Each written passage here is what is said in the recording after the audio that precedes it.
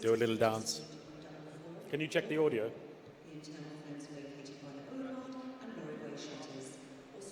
How does that sound? Does that sound okay?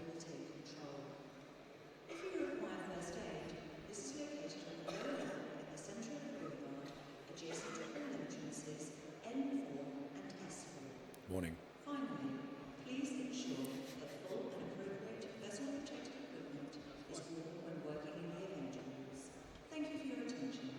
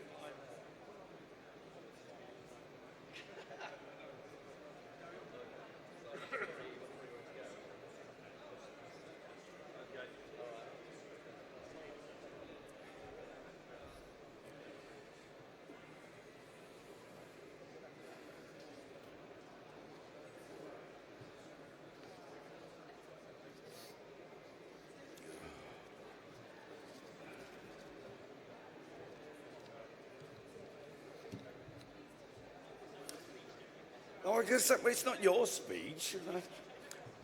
Somebody's left an old speech here, by the looks of it. Good morning, ladies and gentlemen. Thank you for coming to day 2 for Highways UK. Those of you who were here yesterday will realise that we had a really exciting day, and perhaps the keynote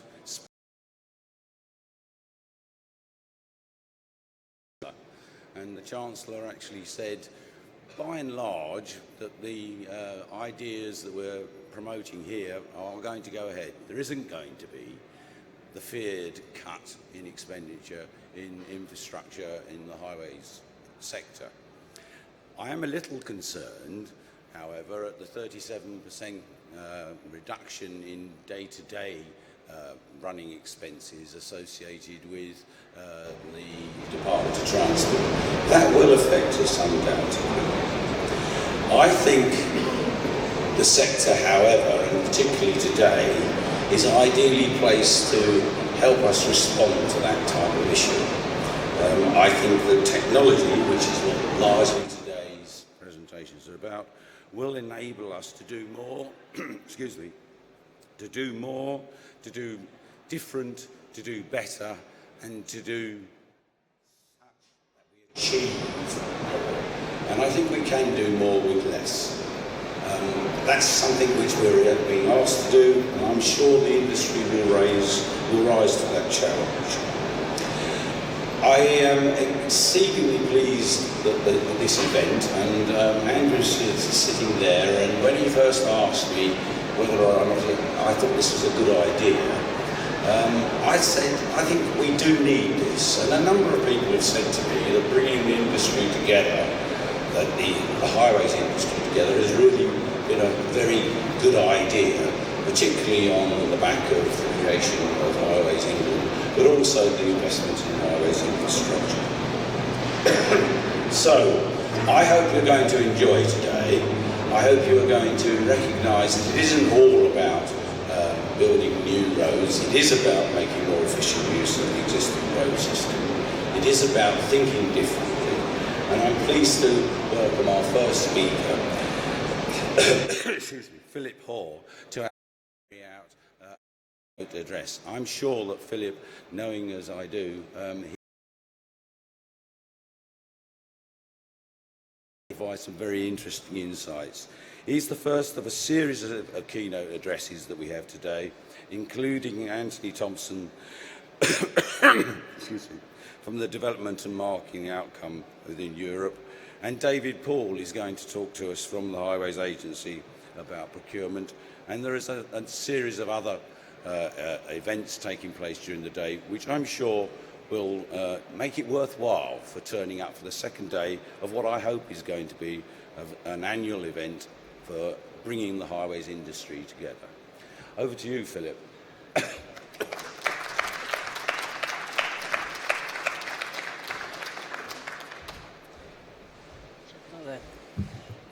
Morning everybody and welcome. It's great to see you here this morning, and thank you very much for coming along to listen to me talk a little bit about how I think that technology is going to revolutionise the transportation industry in the UK. So, let me see if this works. Yep, fantastic. Okay, I believe that we are entering a really different era in the transport sector, an era where new technology, product services and fundamentally shifting customer expectations are all creating demand for a more efficient and a much smarter transportation network. Not only will technology revolutionise the way that we travel, but it will also change the way that we design and build future infrastructure as we harness innovation to meet current demands for an interconnected, high-performing network. A revolution, I think, is really on the horizon, and it's something that as an industry we really have to think about and begin to embrace. Transport is often regarded as inflexible and fragmented. It's plagued by a series of separate, often disconnected systems, and despite its vital relationship to economic growth and sustainability, we're yet to tackle the transport system from a holistic perspective. Quite a few people I was talking to last night were sharing their journeys here with me yesterday, and about some of the travel choices they would have made if they'd just had a bit of better information about the journey. And actually we know that these things just aren't connected in the way that we would like them to be.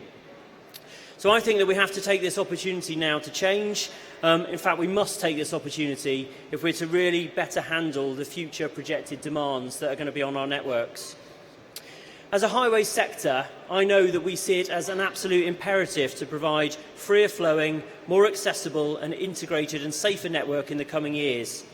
But to get from the current position that we're in to the proposed ideal will require new thinking and innovative solutions. Undoubtedly, our challenges are great in an increasingly connected world. Commuters are asking for a transport system that allows greater capacity, reduces congestion and journey times, and along with faster and more accurate demand information. There is no doubt that our customers readily embrace change, and they prove this to us time after time. So let's have a look at this first slide. So this is Fifth Avenue in New York in about 1900. Now, I don't know what you can see there, but I think predominantly you'll see a vast array of horses tracking up and down that particular piece of road. You can see there's a red ring around there. That red ring is the first automobile. You know, that was some innovative guy who obviously had a bit of cash and bought one of the first cars. Now move forward just to 1913 and have a look at the scene. You know, 1915 actually, or 1913. So, you know, just a few years later, there's not a horse in sight. And I think actually people readily embrace change much quicker than we might anticipate. I think now if you sort of wind the clock forward to now and basically have a think about smartphones and how many people use smartphones to make journeys and look at their journey time. So this is, you know, back in 2002, if you had a smartphone, people didn't really know what you were talking about. Nowadays, 70% of commuters use a smartphone as part of their journey planning into and out of London. You know, it is a huge revolution in the way that people access data and do things differently. Increased efforts to address climate change and sustainability, changing demographics and population growth are all impacting on the design and provision of transport. Figures by Transport for London suggest that the population will grow from about 8.4 million people to 10 million people by the year 2030, which would cause congestion in central London to worsen by about 60%. Finding travel solutions for 10 million people while making our cities more livable is certainly going to require a massive transport overhaul from where we are today. But let's also think outside of London. England's strategic road network supports around about 4 million journeys a day. When we factor in the Office of National Statistics growth for our population to grow by about 20% by 2040, it just outlines the added pressure that our infrastructure will endure and just reinforces the need for us to think differently. Whilst building new roads is obviously close to many of our hearts, as it is to mine, actually I don't think this is one that we're going to be able to build our way out of. So again, we really need to think about how technology is going to change that. Above all, I think as an industry, you know, we are faced with the challenge and the responsibility of bolstering the UK's productivity levels. This means that we've got to have access to mobility for a better quality of life, curbing some of the current problems around capacity and connectivity, which will require a paradigm shift. So we have to smarten our solutions and we have to smarten our infrastructure. Technology is moving at a rapid pace. Let's take a moment to really understand the progress that we've made as a society. Back in the 90s, Senator Al Gore talked about the information superhighway, about how people would be able to access information, they'd become a consumer as well as a provider of information. And I guess, many of us at that time probably also thought, what on earth is this guy talking about? And yet, actually, the internet is such a fundamental part of our lives, and big data and the way that we use information is obviously a core part of what we do. But we've now moved on significantly, and we now talk about something called the Internet of Things. I think this is quite interesting because analysts predict that by the end of the decade, internet-connected devices will outnumber humans on this planet by about 3 to 1. So research earlier this year predicted that there would be about 25 billion internet-connected devices by 2020. UN says that the population will be about 7.7 billion, so that means that, definitely internet-connected devices will outnumber us 3 to 1. So the phrase Internet of Things is used to cover all interconnected devices, so not just consumer goods like smartphones and tablets and lots of wearable stuff that's coming onto the market now, but it includes everything from devices used to tracking shipping, manufacturing logistics, smart utility meters, medical devices. But I think what's really interesting for us is that actually the biggest growth in internet-connected devices is actually the automotive sector that shows the highest annual increase, and for this year that's set to be about 96%. So a huge growth in vehicles that actually start to talk to the internet and share information. So what I think is that we're really moving from the experimental to the everyday, and as an industry we need to stop thinking about data simply as an IT issue, but rather as a business enabler and one which will help transform our traditional areas of operation. We're moving towards a more digital and convergent market where your watch speaks to your phone, to your ticketing system, to your heart monitor, but also it doesn't stop there. It links to your connected car and it shares the information with the world via social networking. The exploitation of big and open data in transport is currently being used to gain a much deeper understanding of our customers' needs and to monitor infrastructure and services. We're already seeing big data being applied to things like asset maintenance, road traffic management and the planning of public transport services. But this technology the technology added value allows us to gather and analyse data much better to meet the demands of our customers. But the thing I would say about this is that it's not just about productivity and journey times. Critically, it's also very much about safety, a subject that's very close to my heart. Technology will create a safer environment through safer vehicles, improved road design, better management of traffic, and ultimately about encouraging behavioural change. And it was great to see Highways England launch their 5-year health and safety plan just a few weeks ago, where they talked about reducing the number of people killed and seriously injured on our roads by 30% within 5 years, but also about setting the aspiration that no one will be harmed on our roads by 2040. What a fantastic aspiration for us to have. But what I thought was quite interesting about that, talking to people around the room afterwards, is that no one seemed to believe or thought that the aspiration of no one being harmed on our network was something that we could achieve. Come on, what a fantastic challenge for us to have. Why wouldn't we work to embrace that and make that happen as an industry? So it's actually something we've really got to rise to the challenge of. Right, so I just want to pause for a quick moment and think about this. So you might have picked up some of the media stuff recently that the 21st of October was Back to the Future Day, and it was a day that Marty McFly went forward to from 1955. And when he went forward to 2015, he saw lots of things. He had shoes that tied themselves, he had a hoverboard that he went around on, and he also saw flying cars move around the landscape. Now, clearly we're not quite there, but some of the other things that featured in that film, like video calls, 3D films, wearable technology, are all things that we have embraced. So, I guess why, when we look forward for the next 5 or 10 years, we would not really think about how technology is going to change the way that we drive transportation and really shape the future of that. Now, what we're talking about now, and of course a big theme for today, is all around intelligent mobility. So intelligent mobility, I think, is emphasised now as the future of transportation, and it's something that has really moved on a lot in the last 12 to 18 months. According to the Transport Systems Catapult, it's about harnessing innovation and emerging technology to create more efficient, smarter and greener transport systems. It's about taking a different approach to the challenges that have traditionally beset the transport sector and those that it is experiencing for the first time today. I guess that's quite a bit of a mouthful, actually, isn't it, in terms of what it means. But, for me, it's all about, using technology, embracing it and making it a core part of what we deliver. And there's no doubt that the market for intelligent mobility has exploded in recent months as customers, transport authorities, businesses and governments begin to unlock its enormous potential. It's about how we connect people, places and goods across transportation systems, mode agnostic. It's about how we apply a combination of systems thinking, technology and data at every point to inform decision making and change the way that people behave. Intelligent mobility has the opportunity to create opportunities that will improve the current state of the transport system by creating a truly integrated platform, better positioned to deliver travel solutions in a cost-effective and efficient manner. Developments of things like mobility as a service are designed to put the customer in control, personalising journeys that reflect demand and preferences, including payment structures. So imagine having a wide range of options, a bit like a mobile phone contract. You could pay as you go, you could have a monthly contract, you could add bolt-ons, but it would all be about how you access travel.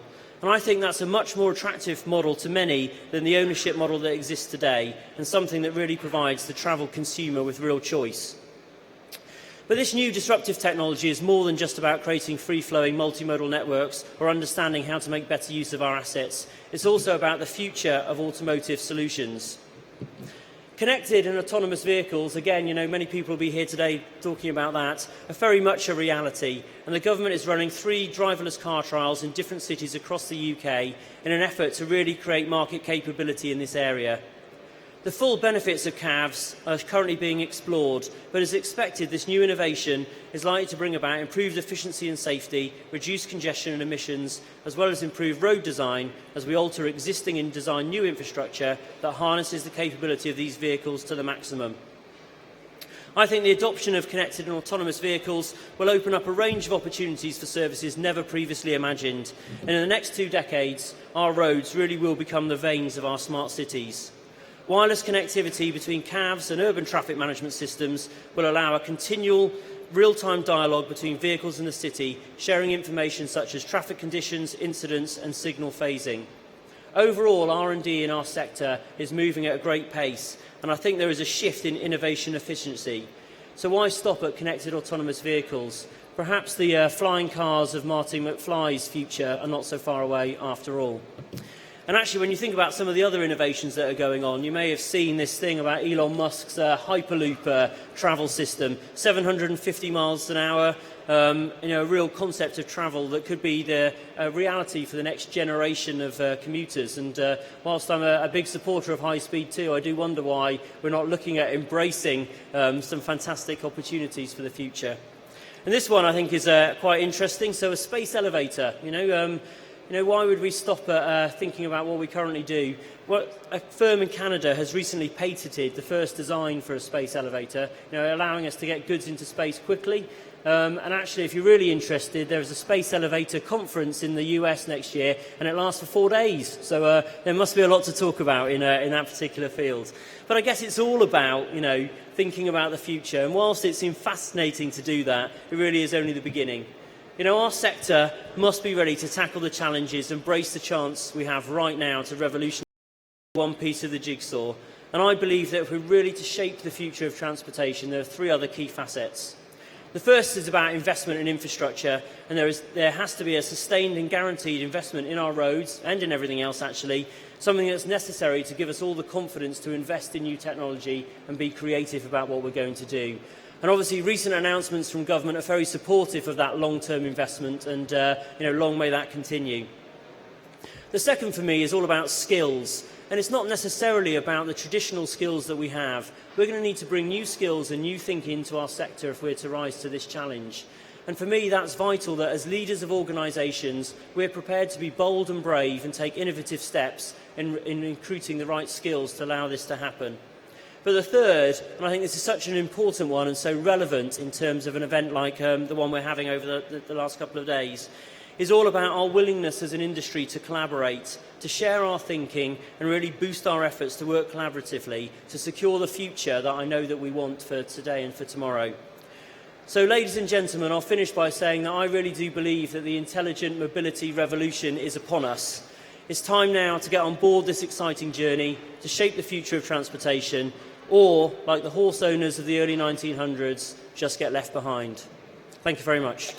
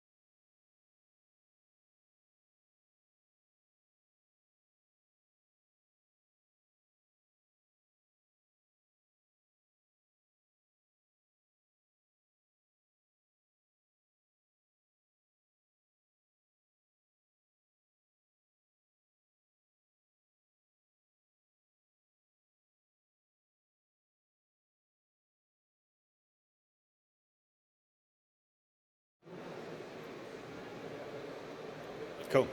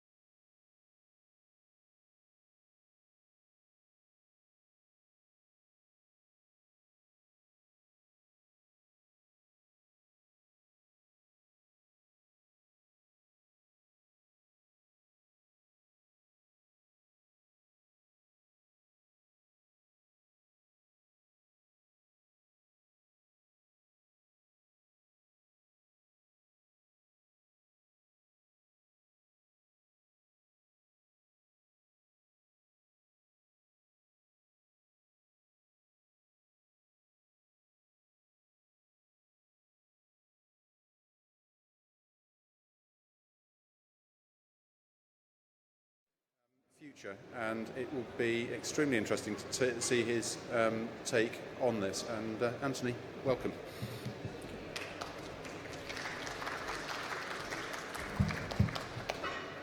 Thank you very much. Good morning, everyone. And I'm going to talk a little bit more about sort of ethereal stuff rather than sort of concrete and steel and the more physical elements of transport that I see a lot about. I'm probably going to go into a little bit about the technology that's driving our future mobility, and I guess it probably has sort of two or three themes. One is the connectedness that we need for vehicles, driven by what people want who are sitting in the cars, using phones and their mobile devices and their ability to manipulate those and so forth. Also the introduction of more safe technologies for vehicles, so making the vehicle more cognizant of its surroundings, of each other, of pedestrians, all that sort of thing. And I also want to talk a little bit about, I guess, how the wireless environment with respect to electric vehicles is changing how we can envisage what mobility will look like. And I sort of want to do that in the context of maybe 10 to 20 years in the future. And I always stop and check myself, because when you think of 10 years in the future, you think, yeah, that's sort of 2025, it's quite a long way away. But in fact, if you look back, it's only 2006. And in fact, we probably weren't that different in 2006. I remember, I think the All Blacks had only won one World Cup at that point. And we'll see what's happened there.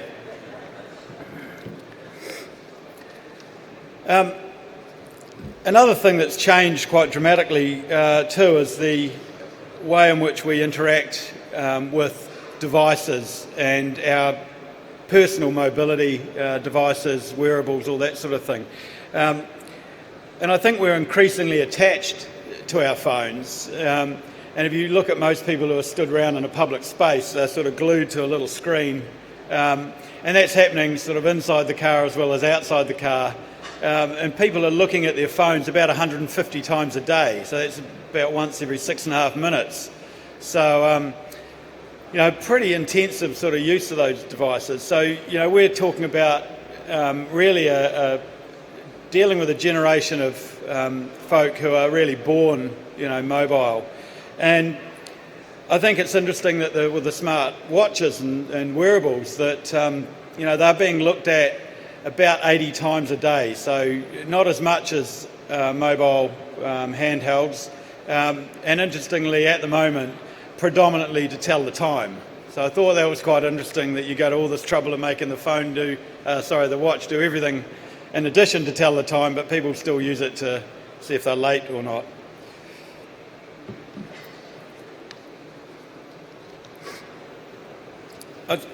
What I'll go into first is just a little bit about Qualcomm as a company, because some of you might not know who we are. We started about 25 years ago. We are predominantly in mobile communications, but that is becoming a bigger and broader area. Started off doing digitising communications, so with CDMA and 3G from analogue, and then redeveloping how we do computing and moving that much more into the mobile space from the desktop.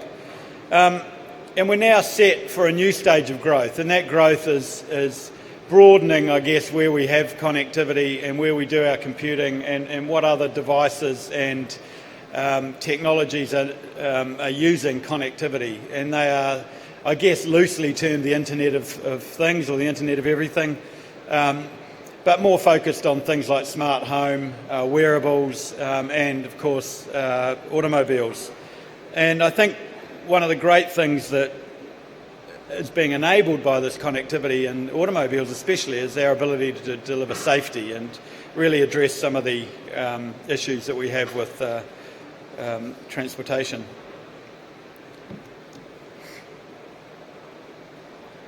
It's interesting that we are taking, and I was thinking about this on the cab ride here, very long cab ride in fact, that the word automotive and mobility, when you bring them together, it sort of comes back to what we traditionally referred to as the car, which is the automobile, and it's interesting that the technology is tending to converge too, and what we carry in our hand and how we drive is really sort of starting to become one, and those technologies are looking to be shared.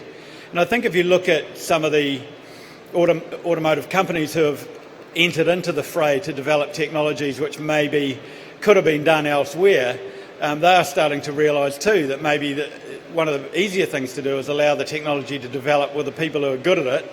And I think that one example would be Ford with development of sensing in both seats and steering wheels for vital signs. They had a big program of R&D for that, and then backed out of it because they recognised that it was probably easier to do it on a wearable. You had people like Apple and Samsung doing it. The problem is not of vital sign mapping and stuff is not really specific to the car. It's helpful when you're in the car, but you also need it as soon as you step out. So maybe just have an interface between the device and the car and let it be developed. So those sort of things are interesting in seeing how the industries are sort of converging as well as the technologies. And what we are seeing is a major intersection, if you excuse the pun, between those technology developers. And historically, I think automotive companies have been quite closed in terms of who's allowed to play in that car space. And I think we're seeing that open up a little bit. We're seeing the ability for us to hop inside a car with our phone and have that automatically connect, download all of our contacts, all of our music, even use things like Spotify to get music real time, and really give us that sense of, personalisation. There are also a stack of other things which are happening within the car as well, in terms of sensing and so forth, which I'm going to talk a little bit about, which bring us to a position where cars are going to be a lot more connected and more safe. One of the things I think to recognise is that this is coming from different directions. A lot of the demand or the expectation is coming from the drivers and the users of the vehicles themselves. Big numbers of people wanting safety and diagnostic information on their phones. A lot of people, 40% of people really looking at technology within the car as a major selling point. And I mean, I'm talking about people buying a Tesla and having it download firmware overnight rather than being sort of locked and only being upgraded when you take it in for a service and that sort of thing. They're becoming front of mind selling points for people. And having a set of safety technology within the car is also key. And that's becoming more important, I think, when people are making buying decisions. I think the trend that we're seeing with is that people are, because they have an ability to sort of manipulate or personalise or upgrade their own devices, they're expecting that to happen in the car as well. And so people are sort of, expecting to be able to sit in the car and have their own apps in the interface, get their own news from their own feeds, get their own music, stream video to the kids in the back seat, etc. And that requires a whole stack of integration of different technologies. And those of you who know how we develop technology for smartphones is that we put more and more services on the chip. So the chip stays as the central core, and in the vehicle I think you've probably seen a divergence from that in terms of the number of ECUs that are appearing in the car. It's quite different to how to develop a phone or a mobile computing device where you stick more and more stuff in the central core. It works faster and cooler and the interfaces are quicker. So this is a lot of driving a lot of the way we're doing work with automotive chip development.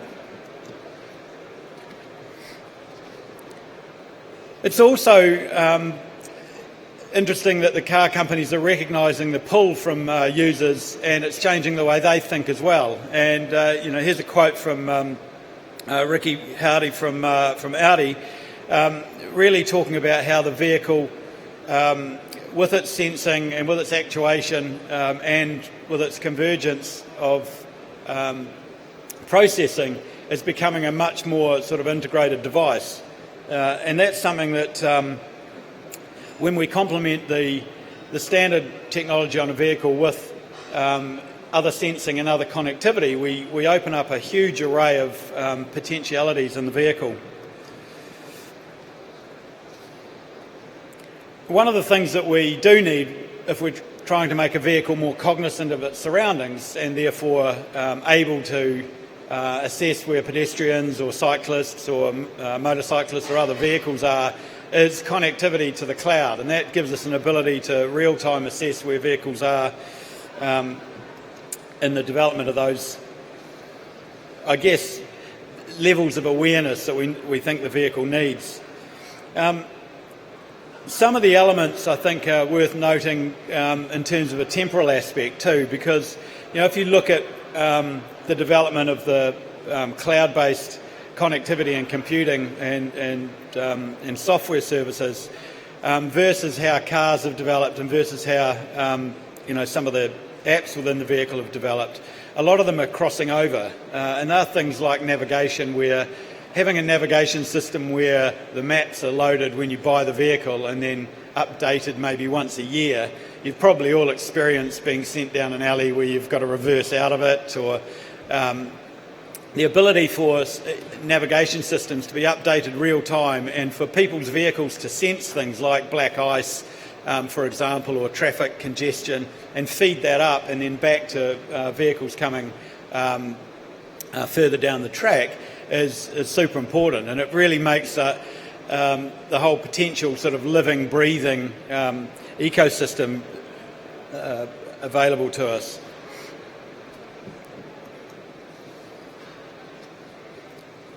And as we see this sort of coming together of the different ecosystems, from information like navigation stuff that I just talked about and entertainment, it's interesting that some of the devices that we've been developing for one or t'other are actually, when you put them together, work quite well. And that allows us, I think, to develop pretty advanced vehicle systems, which I'll go into some of the benefits of those in a sec. I think the development of certain attributes from, say, telematics and infotainment, which are sort of static, which are, I guess, closed to the user, is one thing. But if we move into looking at mobile devices and our ability to configure them and personalise them, I think that's quite another thing. And as I mentioned earlier, it's a real desire for people when they're buying vehicles to be able to get in amongst the interfaces on the vehicle, upgrade their own systems on there, and even put their own apps into the vehicle. So there's both a convergence of different ecosystems and this sort of ability for the user to upgrade. And they're driving, I think, quite dramatic changes within the cockpit of the vehicle. And if you take a view of a car, very dramatically different from what it used to be, but this is not too hard to visualise now. I mean, maybe you go back 10 or 15 years, it may have looked a little bit sci-fi, but most people could imagine either having sat in the back of a car with two LCD screens and kids watching videos or playing games, the navigation happening on the front of the car, and also other screens in the car which could be doing other things. Or they could even be integrated, and kids could be sharing social networks on the screens together, playing games, tweeting, all those sorts of things. And for that to happen, you really need convergence of and integration of those services on the chip which is sitting in the car driving all this. And if you're going to do that, you've also got an ability to also integrate other things like sensing data, like camera data, and that can help not only in terms of nav, but in guidance and lane control and that sort of thing.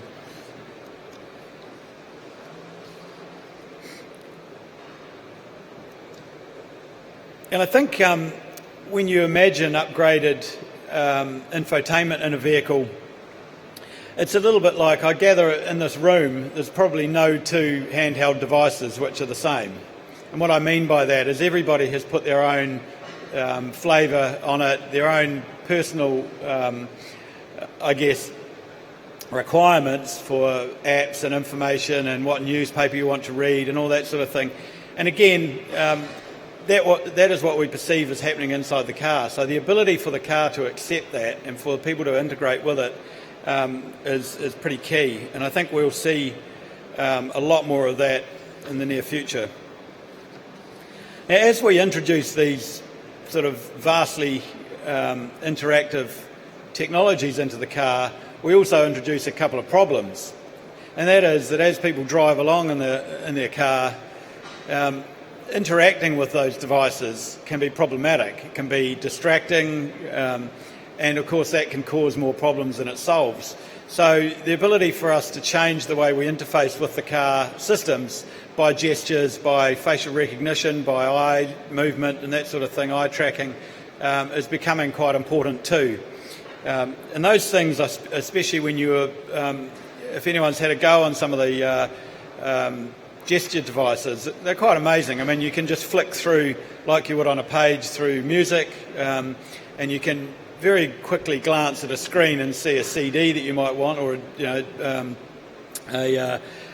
playlist that you want, and flick through it and then hit a song that you want to listen to. And they are very important things rather than you having to really steer. You can do it quite quickly and safely. And I've talked about how the consumer is driving a lot of this development of technology, a lot of this pull of technology, but it's also coming from government.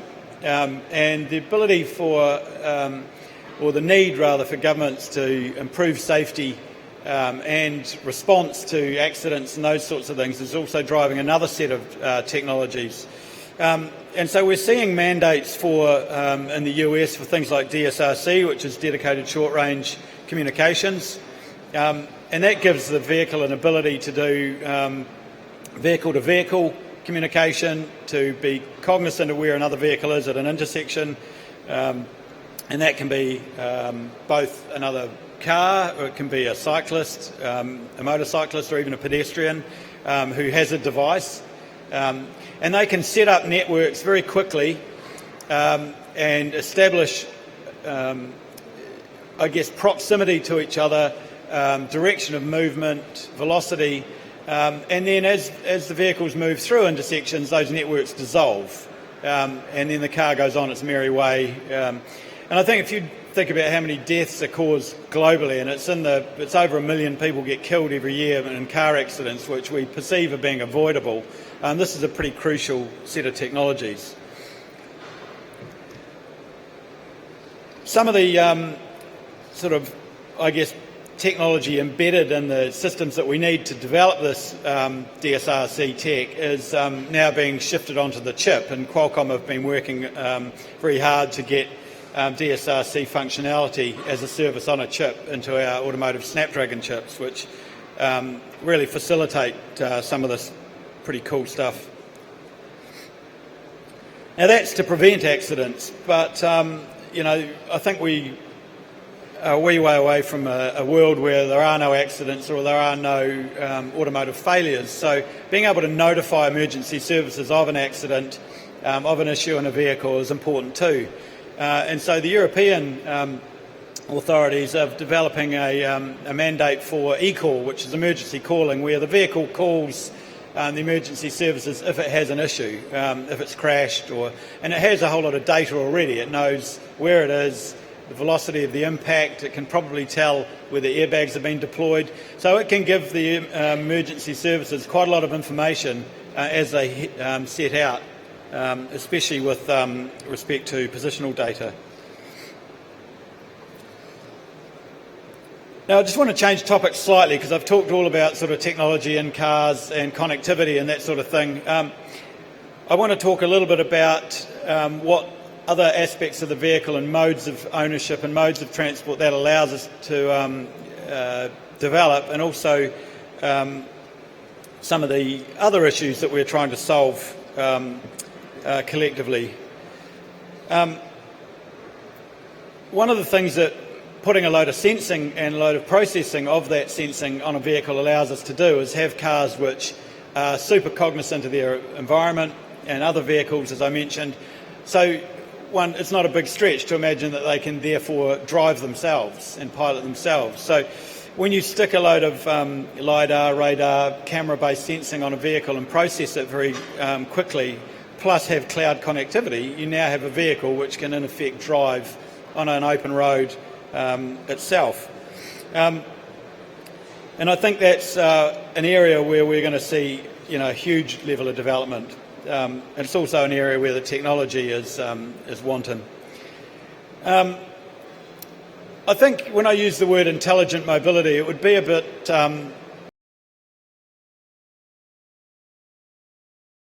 which is the pollution and tailpipe emissions that are inherent in the petrol and diesel vehicles. And obviously there's been plenty of stuff in the media recently about that. One of the solutions that we have before us is the electric powertrain.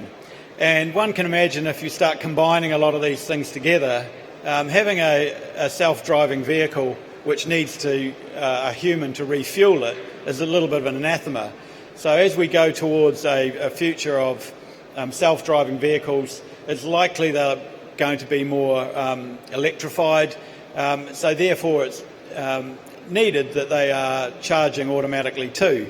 And it also brings us a benefit in the cities in which we're living, where we've got predictions of some 70% of our population living in cities by sort of 2050, allowing us to really reduce emissions and clean up the air quality. And as we think about what a city street would look like, and I know for a lot of highways folk this causes palpitations as you start sticking more stuff into the roading infrastructure rather than keeping it as a nice architectural structure without cables and the like. But having an ability to put power into a vehicle as it moves along a track and know where it is on the road to a much more fine proximity is very key for us to develop a future roadmap for these vehicles. So really, just in close, I think if we imagine we take connectivity, the ability to really enhance what goes on inside the vehicle, what the vehicle's ability is to sense its surroundings and other vehicles proximate to it, clean up the tailpipe emissions by electrifying and charging those sort of vehicles wirelessly, we have this sort of picture of mobility in the future which is electric, connected and wireless. As we move into even deeper levels of cognition, we can imagine with machine learning that the cars become much more intelligent. So not only intelligent because they can sense and respond, but intelligent because they can also learn. So we end up with a vehicle which is much safer, much cleaner, and of course much more connected. So I'll just leave you with that. I thank you for your attention, and I think we're in a very interesting time, and we look forward to having some conversations as we sort of work towards a future of more connected and intelligent mobility. Thank you very much.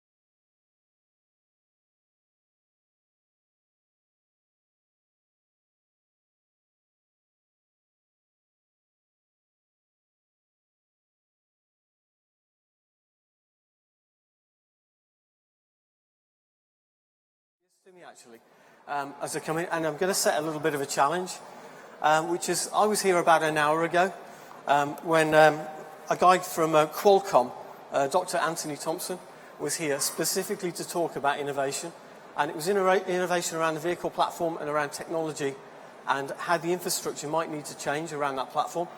And there was probably about a third as many people here, and I think that actually reflects one of the real challenges for our industry, which is, are we focused enough on what's coming in 5 years and 10 years, those innovations that will affect and impact all of our industry, or are we a little bit concerned around what the next contract is and what's happening in kind of the next 2 or 3 years?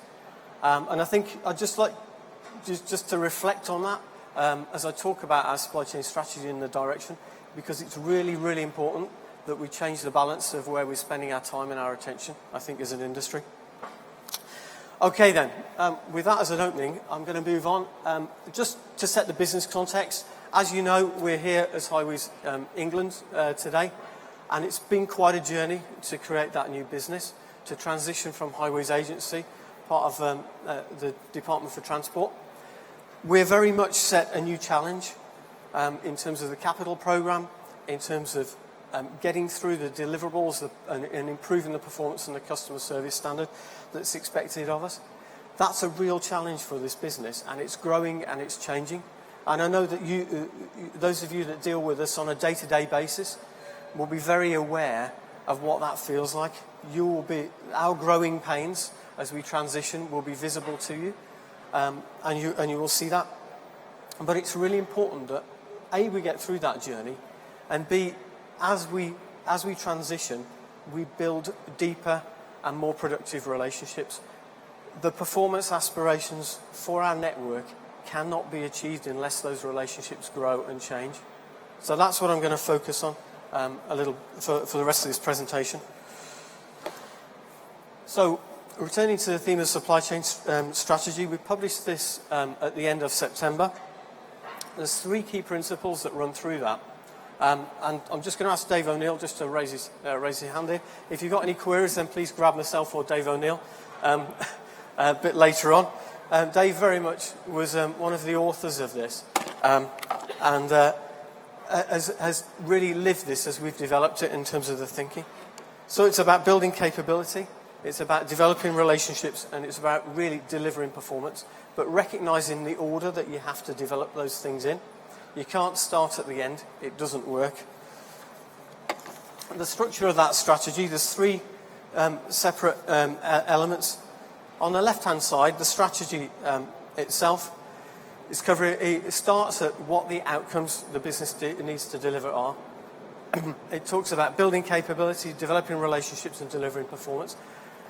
We've then, because this is quite a big, complex business and quite a big, complex set of supply chains that we have, we've then broken it down into value chain plans, and these are really focused on driving into the detail of the areas of the business that you guys know much, much better than we do, and about providing an opportunity for innovation and collaboration and the relationships to develop properly in those areas, rather than applying a broad brush approach across the top.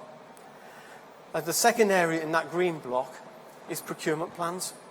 For as long as I've been with this business, industry has been talking to us about the need for better visibility of pipeline, better stability of that future pipeline.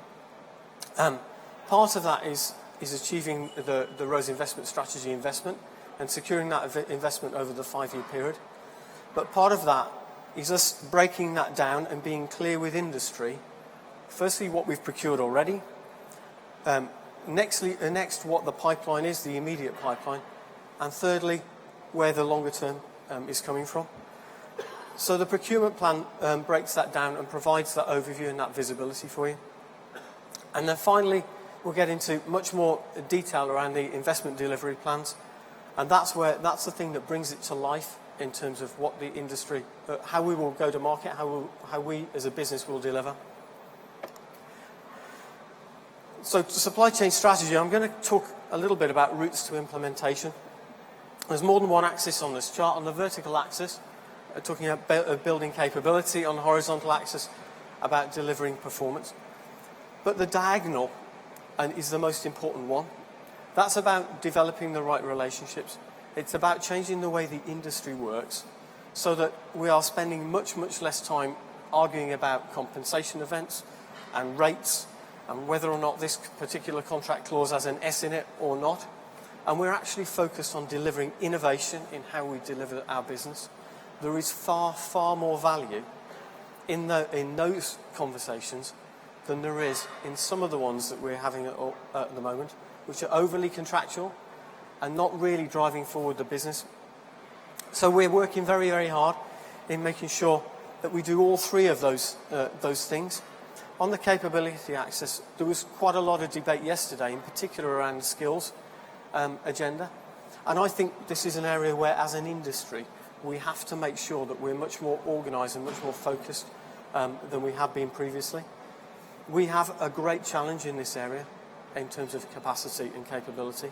We have to make sure we have a coherent approach to that we're drawing in the right talent, the best graduates, the best apprentices, and we're giving them structured training programs that set them off correctly into good careers in our industry. If we don't do that, very quickly we are going to run out of capacity to deliver this long-term investment agenda. And I think we need to do that in a much more coordinated way.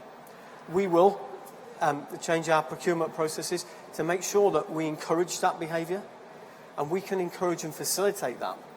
But I think I was slightly unnerved by some of the comments yesterday that appeared to not take responsibility, take seriously the responsibility of industry in running your businesses to deliver that and actually look at the future needs of your businesses. We can make sure that the framework's there and make sure you're not disincentivised for doing that, but we can't run everybody's business in the industry. You know your business is much better than we do. On the bottom axis, around delivering performance, I think we've made great strides actually over the last few years in terms of being much more coherent about what we value as a business and about making sure we express simply and clearly and are much more transparent about what we value in terms of contract performance. So hopefully you're seeing a coherent message from us. And in terms of the developing relationship aspect, I'll come on to some of the more structured work that we are doing. But hopefully you're seeing a change in tone of voice from us as a business. You're seeing more open dialogue. You're seeing less defensive, standing behind the public procurement regulations, and a much more appetite to enter into a good dialogue and potentially change some things, take a little bit more risk around some of those conversations. That's where we want to end up. Another aspect of that is very much changing the way that we look at our whole industry. When I joined the business about 7 years ago from aerospace, I was very, very surprised that the business appeared to concentrate on tier one relationships almost exclusively. And when you looked for information or contacts or innovation from lower tiers in the supply chain, actually the visibility was really very low. We've tried to change that. A number of things over the last few years. Certainly category management has helped us really understand some of those sub-tiers. But, and I kind of take the hit on this, we focused initially on a cost basis. We looked at where the money was going, and that was partly because of the Spending Review 10 and the settlement and what we needed to achieve in that. But we focused on cost. And I think where we need to transition to is really looking at this through the customer's eyes and looking at where the value is. What is it that customers value? What is it that our government sponsors value in our performance objectives? And which parts of the supply chain do we really need to form strong and good relationships with in order to deliver that value? So a great example of this, one of the things that if you look at the Highways England postbag, white lines, road markings, is a really big issue for the public. I spent a Friday evening on the customer contact centre on the phone lines just a couple of weeks ago, and we had 2 calls just in the space of an hour about people saying white road markings, why aren't they up to standard? So when we look at our supply chain through a value perspective, that's something that our customers really value. They like the white lines to be clear. they like the cat's eyes to be there and visible. But when you look at our supply chain through a cost perspective, the cost of those elements versus drainage or pavements or safety barriers is much, much smaller. And therefore, previously, the way that we've looked at our supply chains has maybe pointed us in the wrong direction and focused us on the wrong things. One of the changes that you'll see as we roll out the supply chain strategy is that we try to become much, much more focused on where the real value is for our customers and ourselves and all of you too. So building relationships, I talked a little bit about this, and you will be aware that we have a very large and complicated supply chain. And you can't manage all of that supply chain in the same way. We have to put some order and some structure into that. So just looking at these two axes, complexity of delivery from low to high and complexity of investment outcomes from low to high, there is a big difference. So we buy kind of electricity and photocopier paper, the same as all of your businesses do. That's low on both of these axes, and we will be having product relationships in terms of that end of the market very clearly. However, in the centre, when we've got more complexity in the delivery outcomes and more complexity in the investment outcomes, we need to form really deep collaborative relationships with you guys to make sure that we have aligned objectives and we're really bringing the best out of your businesses and your supply chains in terms of our performance objectives ourselves. And then at the far right-hand side, we will still continue to have some really deep partner level relationships, DBFO relationships, PFI relationships. These are structured on a very different basis, and we need to make sure that we don't confuse them and we use them effectively, but we also don't detract from the real core of our business, which is around the collaborative relationships in the centre of this diagram.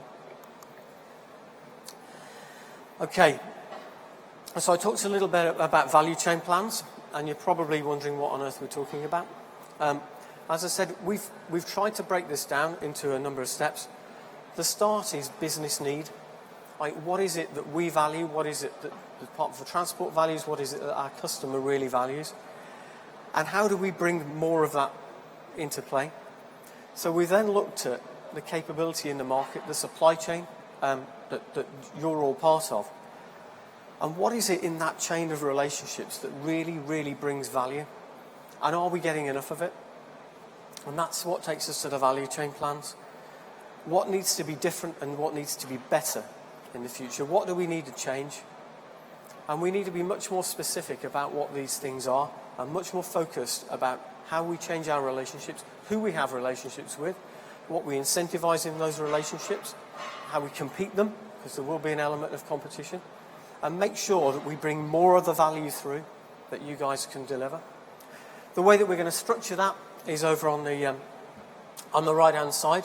So we've tried to break our business down, not in the traditional way that we would do by tiers of relationships, but actually in terms of the things that our customers see that deliver value. So there's a grouping of 10 there. Smart motorways, regional investment, complex infrastructure, around the modernised part of our objectives, around maintain, renewal of pavement structures, routine maintenance, and then technology. And then on the operate side, we'll actually do one value chain for this because we recognise the real integration on the technology side of the business around customer information, control rooms, and on-road technology. And our thinking has been, as you might expect, moving around on this. Initially, we thought we would have 3 value chains in this area, but actually when we come to get it into the detail, they are so integrated that we'll pull that together into one area. And as we do that, we intend to do this in a very collaborative way. I know that we've had great support from industry already. Many of you will be looking at the slides thinking this is all very familiar. And I think that's a really good place for us to be because we've shaped this and honed it on the basis of lots of industry input. So we welcome that. In terms of establishing leadership and our position around this, 2 new forums that we've established. One of them is an engagement council. And this has really moved on from the principals group that we used to run a few years ago around the Major Projects Programme. The Engagement Council covers a very broad cross-spectrum of our supply chain, across major projects, around maintenance and renewals, across technology, and also some of the key sub-tier relationships that we have delivering key parts of our value chains. And that group covers about 70 or 80 suppliers. Last time we met, we had about 120 people from the supply chain there, and some really good conversations taking place, focused on the deliverables that we as an industry need to deliver on the strategic road network. Quite spiky conversations, some of them, and quite a lot of challenge, and I really, really encourage that, because as an industry, we are only going to get better if all of our supply chain partners feel that it's okay to challenge, it's okay to move us on as a business. Sitting alongside that is a collaboration board. There's lots of ideas generated in the Engagement Council, lots of ideas for how we could change, but we need to bring a little bit of structure and prioritisation to that. And that's what the collaboration board is there to do. It's elected representatives from the Engagement Council representing all the parts of our supply chain. We've got 3 or 4 of the Highways England execs sitting on there, and that group really makes decisions about how we spend money, what we prioritise, and how we shape our approach. So we're very much trying to become much more of a listening organisation, but as you might expect, because it's big, we need to do that in a structured way, and these are 2 of the key forums that we're aiming to use in doing that. Just changing subject slightly a little bit, pipeline visibility. I did mention this earlier in terms of the procurement plan, and as I said, it's broken down into 3 sections. Sharon Cuff, Sharon just raised her hand there. If you've got any queries on this, Sharon is very much the author of this and has converted our procurement programme that we have at the moment into something that we shared with industry as a draft, and we said, is this what you want? We had quite a lot of feedback that said not quite. So we've shaped it, and the next generation will be slightly different too, getting much clearer, much nearer what industry is saying that you need from us. So section 1 is the committed spend. That's the schemes already awarded as part of the RIS1 programme. Section 2 is looking at future spend, where we already know the route to market, whether that's through CDF, the maintenance and renewals arrangements, or through our category management arrangements. That is all set out. And then section 3 is the future spend. It gives visibility of when we will go to market and makes it clear what routes to market we're considering, but where we haven't actually decided as yet.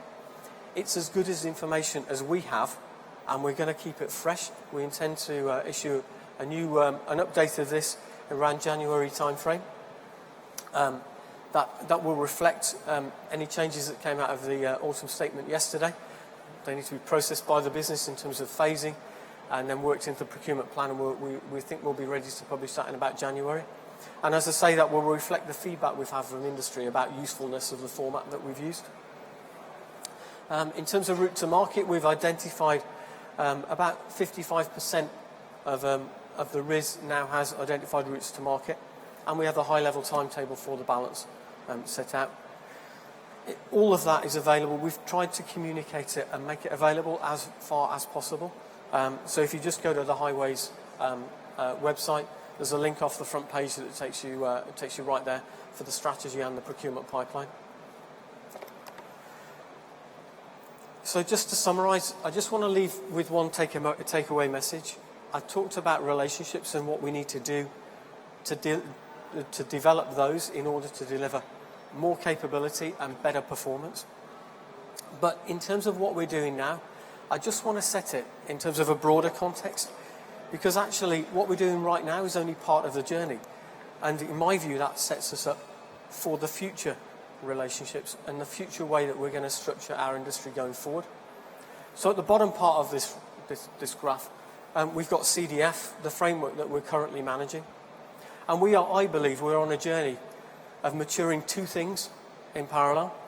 We're maturing our relationships at the vertical axis, and we're also maturing our contract models so that they reflect much less a transactional relationship and much more a proper relationship between businesses, that's focused on the performance needs of the whole supply chain. What my ambition and my job to do is to make sure that we mature both of these things at the same time, and we take steps up that diagonal line that means that all of us can transition through to take that transition in a way that manages risk and delivers performance. If we change our contract model before our relationships have matured, ultimately our relationship maturity will constrain what we can do, and vice versa too. We need to do both of these things in train and in parallel. So I believe we're on a journey that's taken us up that diagonal line. I think it's essential that we engage with all of our supply chain to change those relationships, because it's much, much easier for us within the Highways England to change the contractual model and know what we've done on that than it is to change the relationships and be confident that they've changed too. So we need to hear that feedback to make sure we're not out of balance, that we are travelling up that diagonal line. And that will then give us space to do whatever comes after CDF in terms of our market engagement in a much, much more collaborative way. And then what comes beyond that, again, taking a next step change. And I think it's important to set that as a context, so that the work that you see us doing through the Engagement Council and the Collaboration Board now is seen by you guys as a necessary investment and a useful investment in giving us the right relationships for the future. That's it. Thank you very much for listening. Thank you. Thank you.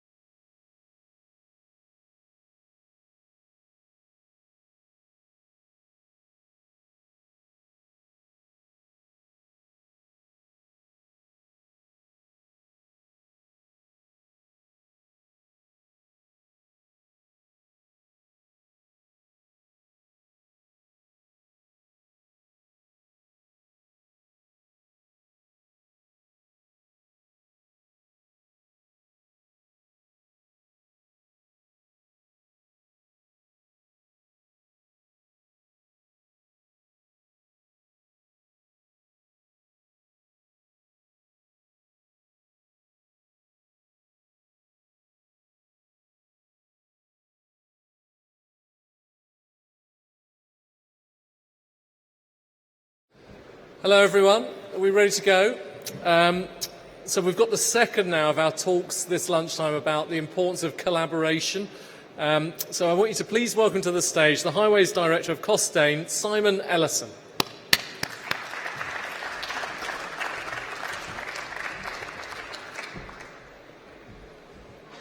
Thank you. Good afternoon. Apologies for the voice. I can assure you it was like this yesterday morning and not a result of the alcohol and the hospitality last night. So, national needs in highways. What is the need? Well, it's recognised, thankfully, certainly over recent months and years, that infrastructure is absolutely vital to the growth of the UK economy. Reinforced recently in the autumn statement and pretty much in every conversation and presentation here at this event. We need modern roads for a modern Britain. I'm proud of the highway sector, but not as proud as I should be and would like to be, because there's still massive improvement to go.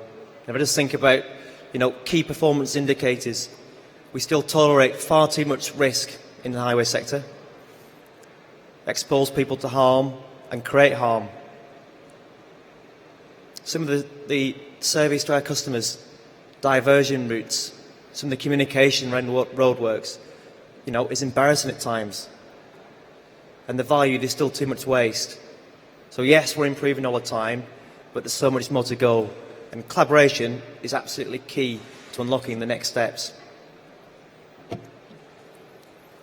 There's so much good evidence around in terms of success from collaboration. We take the men's 8 GB team in Australia, massive underdogs, a great example of a team absolutely working together, focused. Every single thing they did, every meal they ate, every discussion they had, how can we make the boat go faster? Recognising that even within a small team of 8, there are teams within teams, understanding how to improve each other, putting more focus on improving each other than themselves. The result, gold medal against all the odds. We see it in Grand Prix teams, in sport, collaboration's effective. And in our industry, the Olympics, probably one of the best examples in recent years of collaboration. Not just from an infrastructure point of view and the build, keeping the traffic flowing, but the legacy, collaboration with stakeholders, world sport, bringing the country together, getting everybody behind it for a massive success. So we know it works. I'm sure that you've all got examples of, things that have gone really well, and collaboration's at the heart of it. I'm sure you can think of examples where things haven't gone well. And was the collaboration right in those examples? I'm sure the things you think about now where we need collaboration. I'll just quickly take you back through my experience of collaboration. It was really 20 years ago on the Newbury Bypass. It was actually the first highways agency scheme at the time and the first partnering scheme. So that was almost how I grew up, really. That was in my DNA. And whilst it was an ICE fifth, the ambition to collaborate with all the stakeholders, get everybody working together, just felt like the natural way. And there's no way without that partnering charter, the scheme would have been such a success.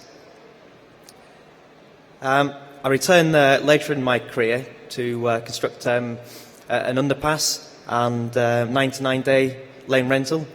And I refer to that because it's still something that stands out for me, even back in early 2000, as quite a penny drop moment in terms of collaboration and leadership.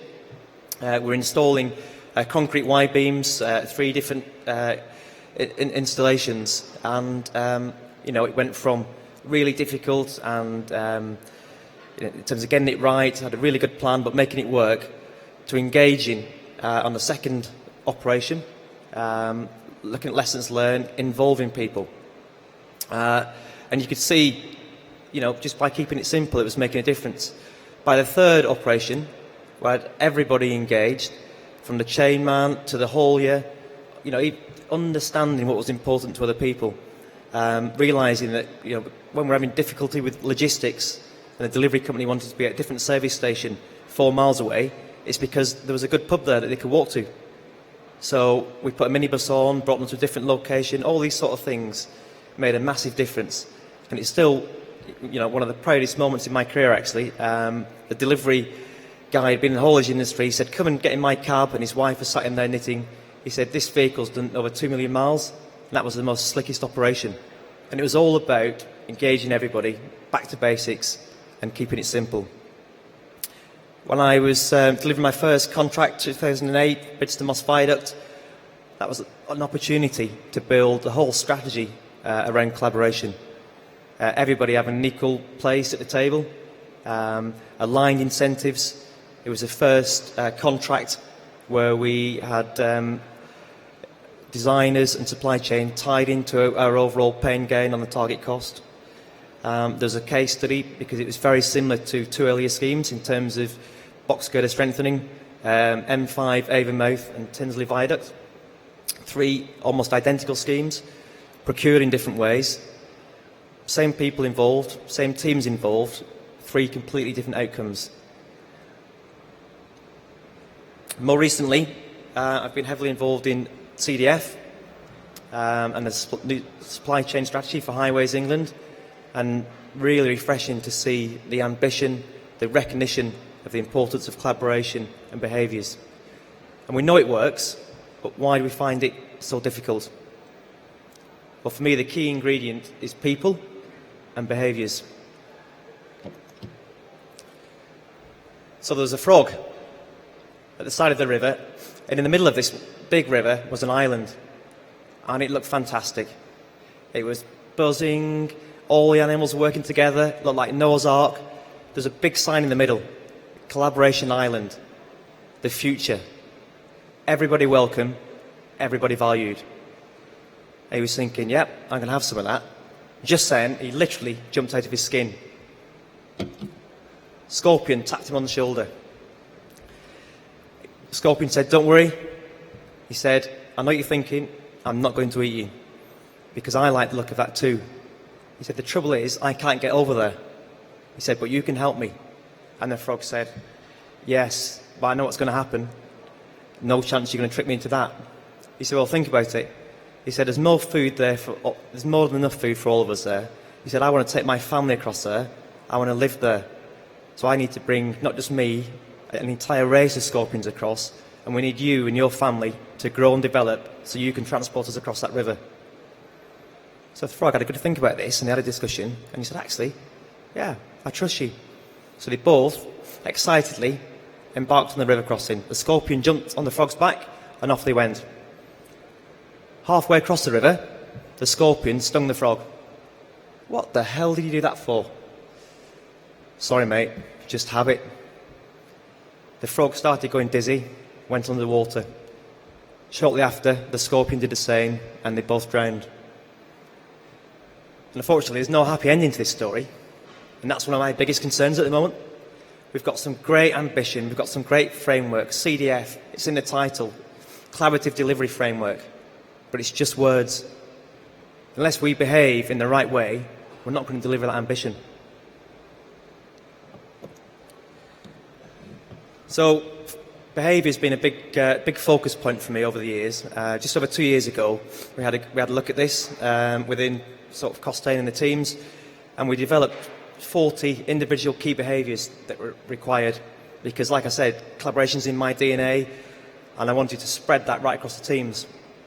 We measured these behaviours. I had personal feedback on mine, on the teams.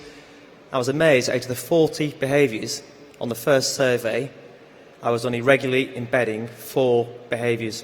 That's embedment is 80% of the time. And yet I thought it was good. Delighted to say we're up to 26 out of 40, 18 months later. It's not easy, but we're getting there. More recently, with Highways England, we developed Behavioural Maturity Framework. Very similar, but this is about organisation to organisation. We've got 7 early adopter schemes at the moment. A web-based tool, not just to measure behaviours, but to help people understand what they need to do to improve, how to mature relationships, behaviours, engagement, all the things that are important around collaboration, support, long-term vision. Are we investing in the right areas? Again, early days, but it's making a difference. there's a bit of a beer theme at this event, and it certainly helped. Staying with that theme, if Carlsberg did collaboration, what would the environment feel like? I'm pretty certain that if it felt like that, everywhere we worked, every day, we'd deliver our ambition. At a recent survey, supply chain engagement event with Highways England, there's an anonymous survey that we need to change. 76% thought as individuals they didn't need to change. That's quite alarming. And I'm afraid it starts with you, it starts with me. Collectively, we've got to take responsibility and we've got to lead by example with our behaviours to make collaboration work. And if we're really going to achieve the step change, performance and ambition, those deep collaborative relationships, we've got to get our behaviours right. So my challenge is, are your behaviours today delivering what we need? On that note, thank you very much.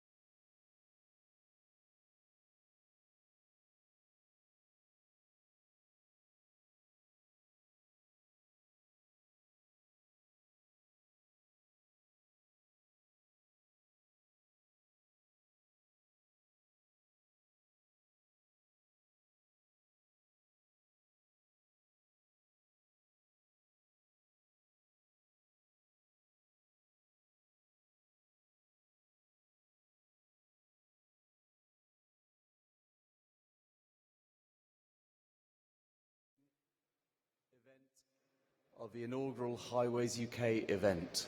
Come on, come off your stands and come down the aisles. Come on, come on. Let's give this guy an audience. Wherever you are in the hall, make your way to the far corner for the final keynote. Yeah, I can see you coming down the aisles now. Come on. Free sweets. Good man.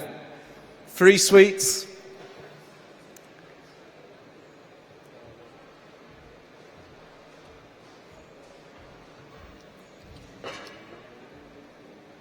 That's great. Keep on coming down. Thank you, Mr. Tugwell. Thank you, John.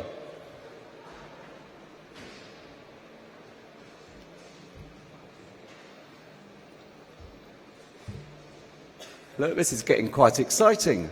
I can see them all coming in. Great.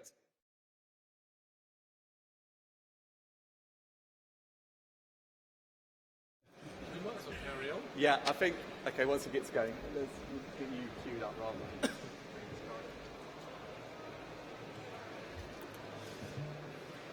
So Graham, it's reinventing traffic intelligence, smarter and better connected future. Yes, Which means which means using more modern technology to provide information and answers to your problems.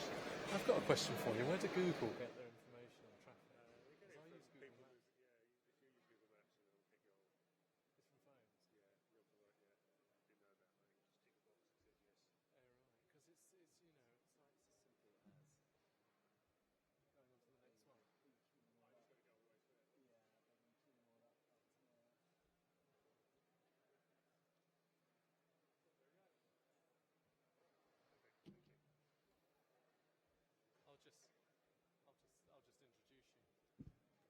Okay, thank you very much for coming. I know it's the last one of the day, but it will be good. I'd like you to welcome to the stage for Reinventing Traffic Intelligence for a Smarter and Better Connected Future, Senior Director, UK Country Manager, INRIX, Graham Bradley. Thank you. Thank you, everyone, and thanks for being here. So, in London last year, on average, we wasted 96 hours of time stuck in traffic.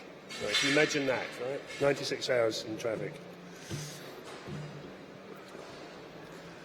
And the thing is, it's not set to get any better. Right? There's more and more people moving into urban areas. We're going to see UK population growing to 70 million by 2020.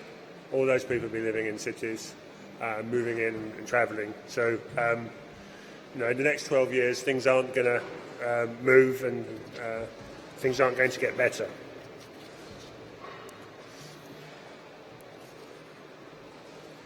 And here's the stat, right? 96 hours wasted, 30 hours across the UK. And think what you can do with 96 hours, right?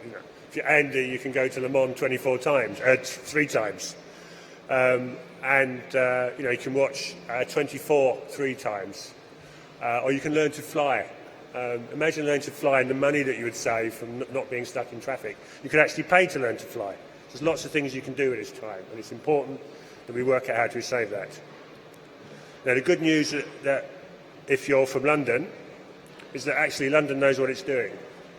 And it's spending a lot of investment. It's a properly run city in terms of what it's doing.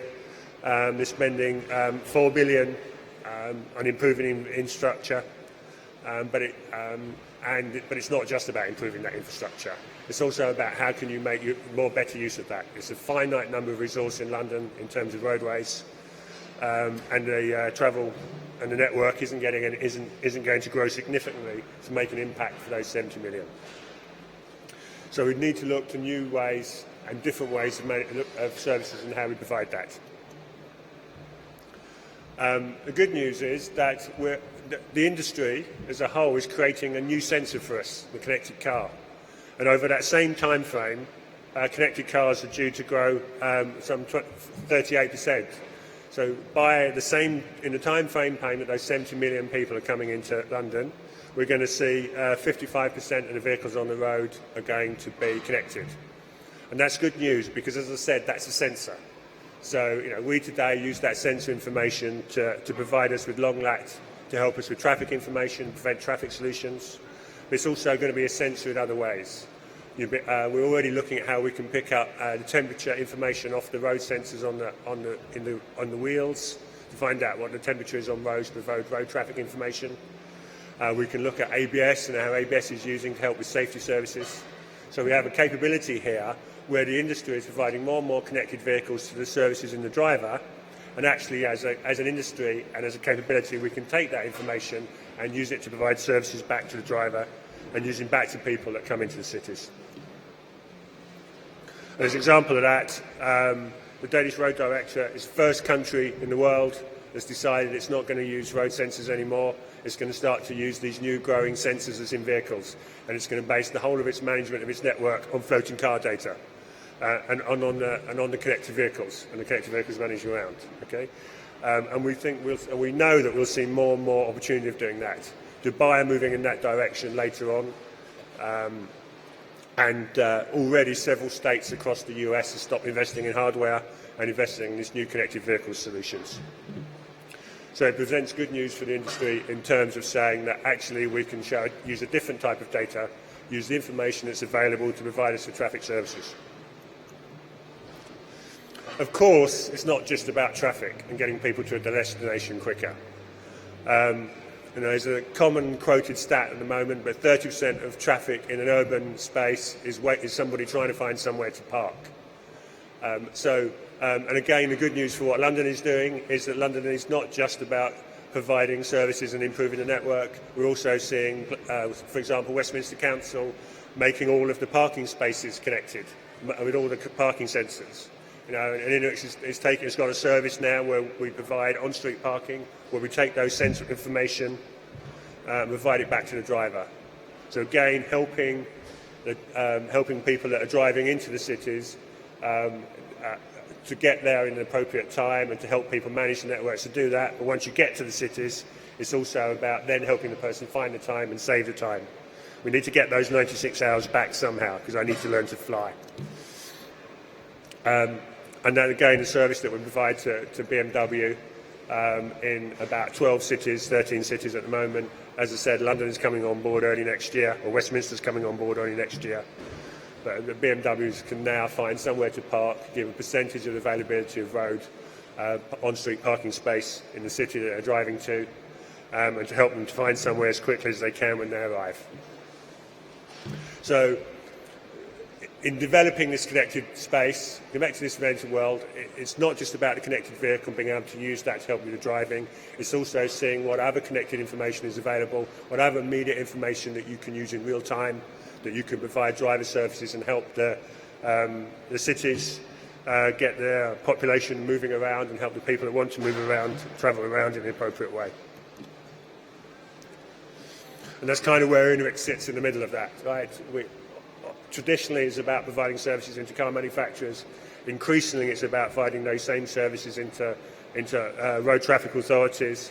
But then how we can then take the rest of that connected vehicle experience that we have, other types of connected services that we can pull in and provide a whole integrated environment for drivers to get to where they need to go and to get there in the fastest possible time. Now, I've not done this before, but I have a video now that kind of pulls that all together. So we have a visualization where this is in in Cologne, where we provide all of the services that we talk about today. And it's an example of somebody who's traveling into Cologne, and finding somewhere where they need to park, and the things that they experience as they get to their destination.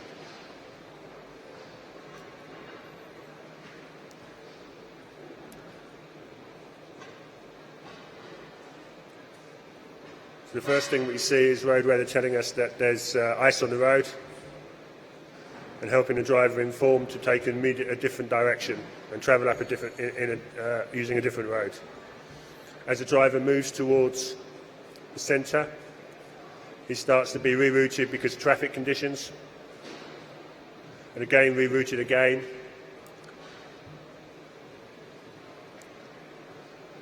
And as we get closer to our destination,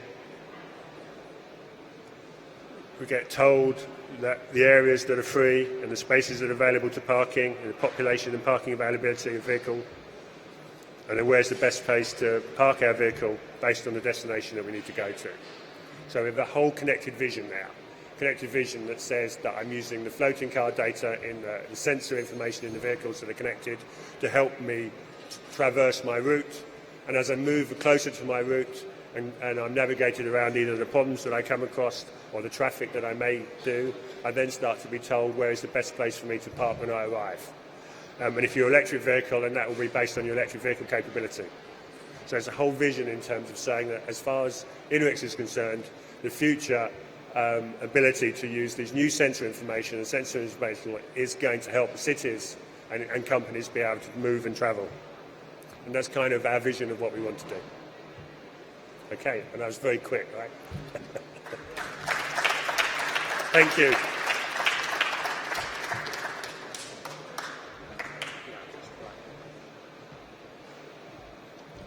Right, folks, just while I've got you, the final act for today, and then I promise